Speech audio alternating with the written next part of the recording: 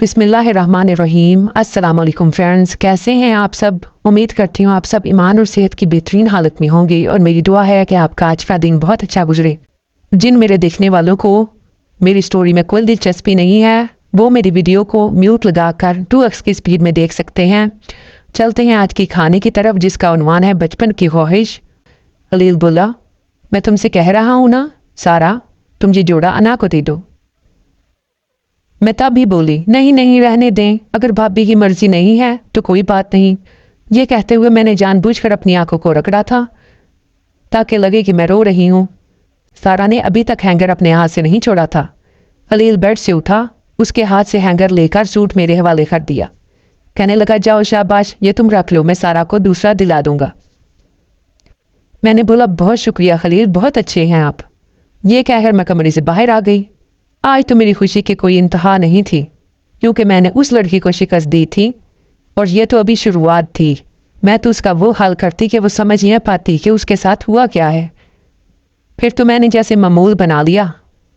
मैं दिन को ज़्यादा वक्त खाला के घर गुजारती और ये देखती रहती कि खलील कौन सी चीज़ अपनी बीवी के लिए लाया है।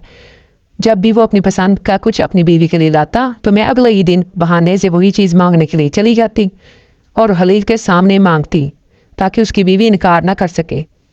उसकी बीवी को भी मैं बहुत चुभने लगी थी क्योंकि मेरी हरकतें ही ऐसी थीं।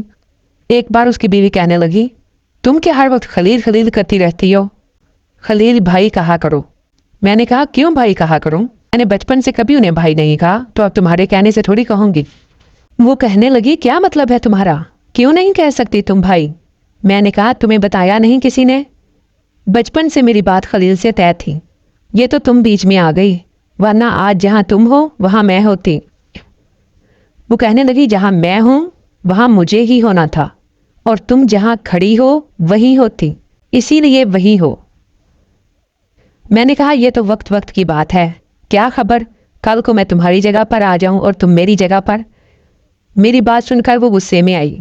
कहने लगी, मैं पहले ही समझ गई थी कि तुम्हारे इरादे अच्छे नहीं हैं, इसीलिए तुम हमेशा उसी चीज़ पर हाथ डालती हो जो खलील अपनी पसंद से मेरे लिए लाता है। लेकिन याद रखना, मैं तुम्हें तुम्हारे मकसद में कामयाब नहीं होने दूंगी।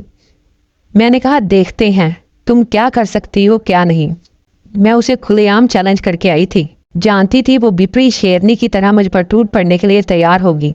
अगली बार जब मैं खाला के घर पर ही थी और हम रात का खाना खा रहे थे तो बात सारा ने शुरू की। मेरी खाला से कहने लगी, अम्मा मेरा एक कज़न है, बहुत हैंडसम है और जॉब भी बहुत अच्छी है, और आप तो जानती हैं कि मेरा घराना मॉडर्न भी है और अमीर भी। मेरा कज़न भी ऐसा ही है, बहुत अच्छी सैलरी है, गाड़ी भी है उसके पास। उसने मेरी शादी पर अना को देखा था, उसे अना बहुत पसंद है। मेरी वालदा ने मुझसे ये बात आपके साथ शेयर करने के लिए कही है और मुझे नहीं लगता कि इस रिश्ते में कोई ऐब है। अगर आप कहें तो मैं उनको अपने घर बुला लूँ। अना तो वैसे भी हर टाइम हमारे घर ही रहती है, अच्छा है मेरी चाची उसे भी देख लेंगी। ये सुनकर मेरी खाला चुप सी हो गई। खलील कहने लगा, हाँ हाँ बुला लो, मैंने तुम्हारे कज़न को देखा है, वाकई ही बहुत अच्छा नौजवान है। अम्मा मैं इसके कज़न को जानता हूँ, अना बहुत खुश रहेगी उसके साथ, बल्कि मैं खाला और खालू से बात करता हूँ। मेरे तो जैसे हलक में चावल फंस गए। बड़ा गंदा दाव खेला था उसने। मैं फौरन से आधा खाना छोड़कर ही अपने घर चली गई। रात को ही खलील ने मेरे वालिदैन से बात की। मेरे वालिद तो राज़ी थे लेकिन मैंने अम्मा से इनकार कर दिया। मेरी वालदा कहने लगी, इनकार की वजह क्या है, अच्छा खासा तो रिश्ता है। मैंने कहा, अम्मा मुझे भी शादी नहीं करनी। वो बोली, फिर कब करनी है। खलील की शादी तो कब की हो गई, मैं तो चाहती थी उससे पहले पहले तुम्हारे हाथ पीले कर दूँ। मैंने कहा, बहरहाल उसकी बीवी के लाए हुए रिश्ते पर तो मैं कभी हाँ नहीं करूँगी, मैं थूकती भी नहीं ऐसे रिश्ते पर। पता नहीं कौन है कैसा है, बस आपको तो मुझे घर से भेजने की जल्दी है। कहने लगी, ये बात तो तुम ठीक कर रही हो, मुझे तो उस लड़की पर वाकई ही भरोसा नहीं है। मैंने कहा, तो समझाएं अब्बा को, इनकार कर दे इस रिश्ते से। फिर बाकी सारा काम मेरी अम्मा ने कर दिया था, रिश्ता आने से पहले ही इनकार हो चुका था। फिर एक दिन जब मैं खाला के घर गई तो किचन में हांडी दम पर पड़ी थी। मैंने कहा, खाना किसने बनाया। फाखरा कहने लगी, आजकल तो भाभी खाना बनाना सीख रही हैं और बड़े इत्तेफाक की बात है कि खाने बन भी अच्छे रहे हैं। میں نے کہا اچھا. پھر میں نے کہا ایسا کرو مجھے اپنے وہ کانوں کے جھمکے دے دو میرے پہننے کے لیے, رات تک تمہیں لوٹا دوں گی. کہنے لگی ارے ایسی کوئی بات نہیں, تم اپنے پاس رکھ لینا, جب مجھے ضرورت ہوگی تو میں لے لوں گی. وہ یہ کہہ کر کچن سے باہر چلی گئی.